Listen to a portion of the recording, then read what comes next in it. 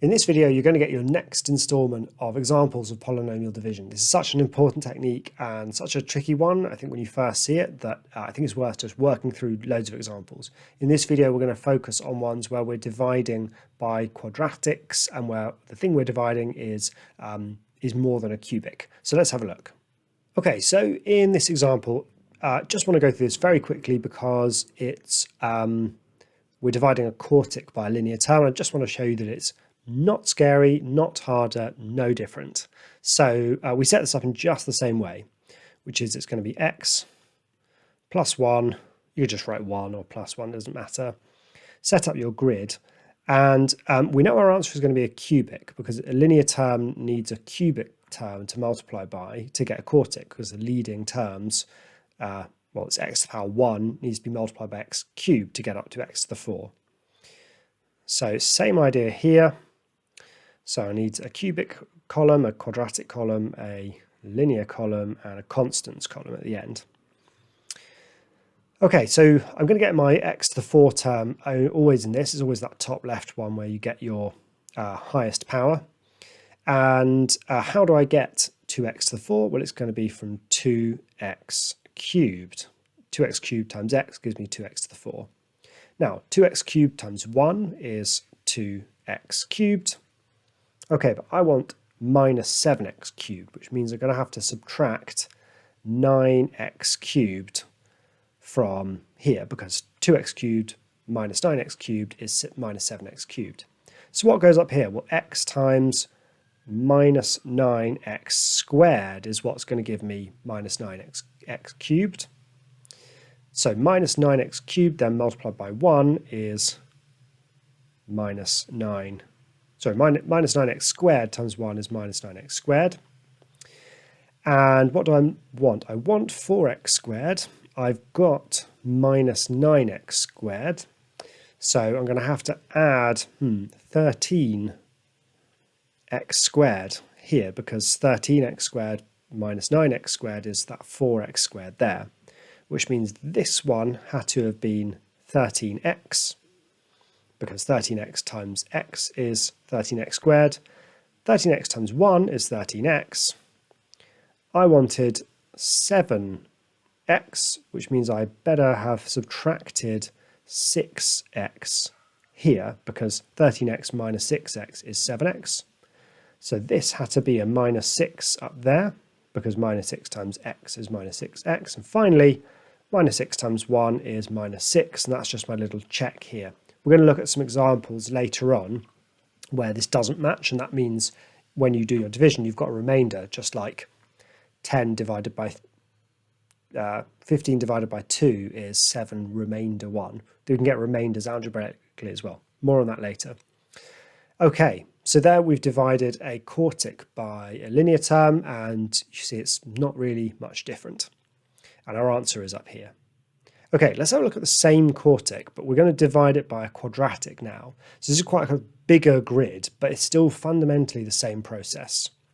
So I've got the thing I'm dividing by running down the side here, x squared minus x minus 2. And I create this very big grid now.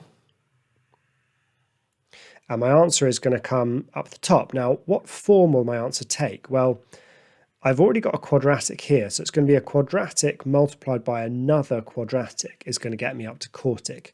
You can always tell what it's going to be by just looking at the leading term. So I've got x to the power 2 here, and I'll need another x to the power 2 term there to get me up to x to the 4. Okay, so it's going to be my quadratic stuff in this column, then my x stuff here, and then my constants here. So in order to get 2x to the 4, which is going to have to go here, I'm going to have to have had 2x squared, because that is the only way that I'm going to get that. So because 2x squared multiplied by x squared is 2x to the 4. Now I just multiply out through the rest of my column. So 2x squared times minus x is minus 2x cubed. And 2x squared times minus 2 is minus 4x squared. Okay, I'll move on to the cubes next. I'm looking for minus 7x cubed, and I have minus 2x cubed. So that means I'm going to have another minus 5x cubed, and now my cubic terms are sorted. You notice it's really about diagonals. It's the x to the 4s in this box, the x cubes in these two boxes, the x squares are going to come along this diagonal, the x's are going to come in this one, and the constants at the end. Okay, now x squared times what gets me minus 5x cubed? Well, it's minus 5x. And now I just multiply down the rest of my column. Minus 5x times minus x is 5x squared. Minus 5x times minus 2 is 10x. Okay, now I'm looking for 4x squared, but I've currently got these guys. Now they add up to x squared, so I'm going to need another 3x squared here. And now this diagonal adds up, as it should do, to 4x squared. So what goes up here? Well, x squared times 3 is 3x squared. 3 times minus x is minus 3x. 3 times minus 2 is minus 6. Now we can check the x's and we can check the 6. So 10x and minus 3x is good, 7x. And 3 times minus 2 is minus 6. Good, that works as well. If those hadn't worked, then something's up. And we'll talk about that in a future video. But it all worked out nicely, which means that you really can divide this quartic by this quadratic. So what does that mean? That means that f of x, our giant quartic, is in fact x squared minus x minus 2 multiplied by 2x squared minus 5x plus 3. And that is this quadratic up at the top. Now both of these factorise. So this one here factorises as x plus 1, x minus 2. And this quadratic here, you could factorise it using the AC method. Or you could just go for broke, which is what I'm going to have a go at doing now. So what's that going to be? Minus 3 and x minus 1. That should work because negative 3x and negative 2x gets me up to negative 5x, and minus 3 times minus 1 is 3. So there is the complete factorisation, and it says hence solve f of x equals 0. Well, if f of x equals 0, one of these brackets must be 0. So if that one's 0, x is minus 1. If that one is 0, x would be 2. If that one's 0, x would be 3 over 2. If that one's 0, x would be 1. And there are the 4 solutions of the quartic equation, all of which you can check with your calculator. Let me just show you how to do that quickly. All right, so I'll go to the menu, I go down to equation function, it's a polynomial, and I'm allowed to go all the way up to degree 4 here, so I can include quartics, and now I key it in. So it's 2x to the 4 minus 7x cubed plus 4x squared plus 7x minus 6. And here are our answers. 2, yep, got it. 3 over 2, got it. 1, got it. Minus 1. We are A-OK. So you can use it to check, but as in the previous video, be careful about trying to do the whole thing just using that, because of course we didn't have a x minus 3 over 2 bracket. We had something more complicated. All right, one more example here. So we've got 3x to the 4 plus 5x squared cubed plus 4x squared plus 10x minus 4, and it says fully simplify the following. So I'm going to be dividing by this quadratic here, but this is a quirky quadratic because it's got no x term, x squared plus 2. It doesn't actually affect things very much. We set it up in just the same way. It's just we just have 2 rows here. We don't need an x row because there is no x. All right, now what's it going to be? Well, it's going to have to be a quadratic up at the top. It's going to be a quadratic because I've got a quadratic term here. My leading term is an x squared term, so it needs another x squared term to get up to my quartic. So I leave 3 columns for the x squares, the x's and the constants. So firstly, it's the 3x to the 4 that's going here. So this would have had to have been 3x squared.